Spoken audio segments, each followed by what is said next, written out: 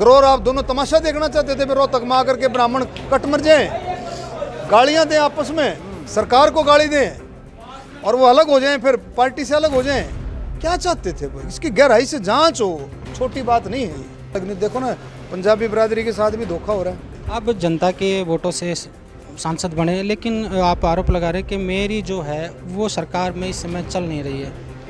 कितना बड़ा अपराध किया इसमें? छोटा नहीं है कि 15 एकड़ जमीन है, 15 एकड़ जमीन की बात नहीं है, बहुत बड़ी बात है, ये बहुत गहरी बात है। आप नहीं समझे? आपने ऐसा क्यों किया? इस बात की जांच कराओगा, आपने ऐसा किया क्यों? आप क्या देखना चाहते थे भाई? कितना दम है छत्तीस बिरादरी में, हरियाणा के ब्राह्मणों में कितना दम है? रोहतक से लोकसभा सांसद अरविंद शर्मा ने अपनी ही सरकार के खिलाफ मोर्चा खोल दिया है और लगातार जिस तरह से वो सीएम खट्टर मनोहर और मनीष ग्रोवर जो स्थानीय पूर्व गृह सहकारिता मंत्री रहे हैं उनके खिलाफ भी काफ़ी जो 22 मई को जो रैली हुई थी उसको लेकर भी काफ़ी बयानबाजी की थी। हमारे साथ हैं अरविंद शर्मा जी। शर्मा जी, जिस तरह से परावर की जो 16 एकड़ के करीब ज़मीन है वो विवाद कब से है और इसका आपने मुख्यमंत्री से बार बार मुलाकात भी बात कर रहे हो, तो अभी तक समाधान क्यों नहीं? देखिए, समाधान तो सरकार चाहती नहीं भाई, और हमारे समाज के लोगों ने, जैसे रमेश अत्री जी हैं, राजकुमार जी हैं और रमेश है, रणधीर जी, इन लोगों ने पहले भी मुख्यमंत्री से कई दफ़ा बात की है। पहले भी इन लोगों ने कई दफ़ा, आज़ाद जी हैं, कई दफ़ा मुख्यमंत्री जी से इस बारे में बात हुई और रमेश अत्री जी बता रहे थे और मैंने भी बात करी, और बात में सरकार गंभीर है ही नहीं, सरकार गंभीर है ही नहीं। तो 5 तारीख को मुख्यमंत्री जी कहते हैं कि भाई प्रेस में वालों के भाई संस्था की ज़मीनें देंगे भाई। 5 तारीख 5 से 22 कर दी, 5 तारीख 6 ने दे देते, 7 ने देते, 8 ने, 9 ने, 2 दिन 3 दिन में काम कुम करा, लेकिन नीयत नहीं थी, भावना अंदर से कुछ और थी। वहीं आपने आरोप भी लगाए थे कि जिस तरह से सीएम अपने दिमाग से काम नहीं कर रहे हैं, किसी बहकावे में काम कर रहे हैं। देखिए, इस ज़मीन के बारे में मुख्यमंत्री जी ने दिखा दिया है, ये ज़मीन का कुछ भी नहीं था। मैंने उस दिन भी कहा, मुख्यमंत्री जी शांति से एकले में बैठ कर के इस बारे में सोचें कि मैंने कितना बड़ा अपराध किया है, कितना बड़ा अपराध किया। इसमें छोटा नहीं है कि 15 एकड़ ज़मीन है, 15 एकड़ ज़मीन की बात नहीं है, बहुत बड़ी बात है, ये बहुत गहरी बात है। माननीय प्रधानमंत्री इसकी जांच करे, बहुत गहरी बात है, ये छोटी बात है। जैसे वायलेशन ऑफ ओथ, संविधान का जो है ये बिल्कुल दुरुपयोग है।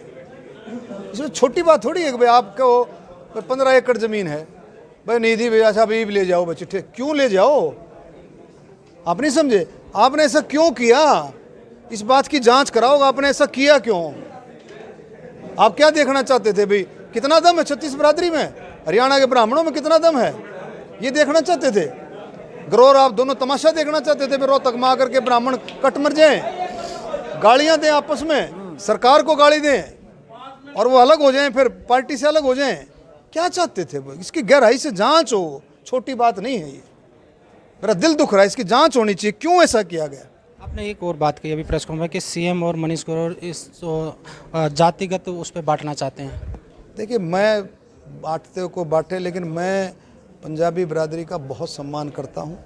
पंजाबी बिरादरी के आशीर्वाद से हम रोहतक से सांसद बने, करनाल से सांसद बने। रोहतक में पंजाबी बिरादरी का पूरा हाथ है, छत्तीस बिरादरी ने साथ दिया, पंजाबी बिरादरी ने पूरा आशीर्वाद दिया, तो पंजाबी बिरादरी से मैं अलग नहीं। देखो ना, पंजाबी बिरादरी के साथ भी धोखा हो रहा है।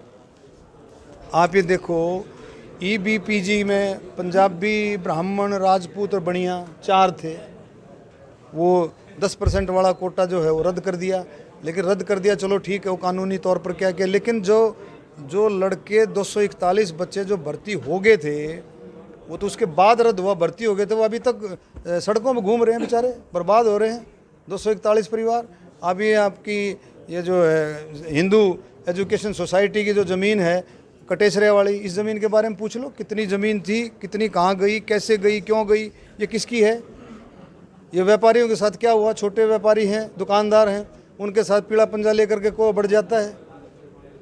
किस इशारे पर काम हुआ? ये प्रशासन को मैं इस बारे में कहना चाहता हूँ कि इस पीले पंजे को लेकर के यूँ मत बढ़ा करो।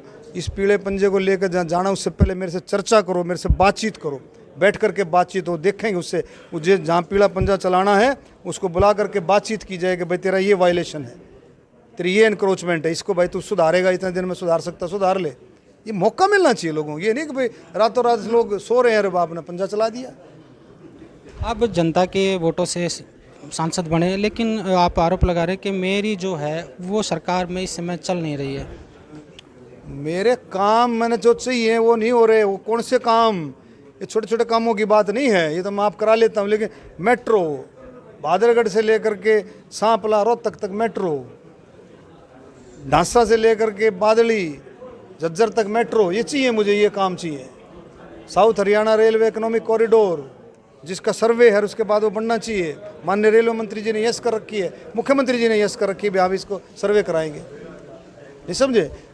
एम्स में बाढ़सा एम्स में MBBS की क्लासेस शुरू हों और स्पेशलिटी शुरू हों, उसको कार्डियक का सबसे अच्छा जो है स्पेशलाइज इंस्टीट्यूशन बनाया जाए कैंसर के साथ साथ। 2000 करोड़ रुपया केंद्र सरकार ने लगाया हुआ उसमें।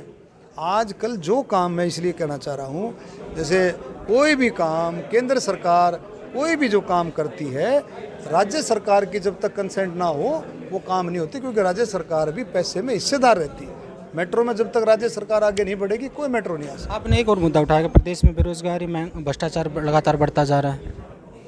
प्रदेश में भ्रष्टाचार और महंगाई जो है बेरोजगारी है। तुम देख रहे हो, तुम यार मेरे क्यों पूछो, तुम भी तो कुछ ढूंढा करो। ये तो अरविंद शर्मा जिनका कहना था, जिस तरह से सरकार ने जो परावर की ज़मीन को लेकर द्वेष किया है और सीएम ने जो शपथ जो ली थी सीएम बनते उसका भी अवहेलना की है।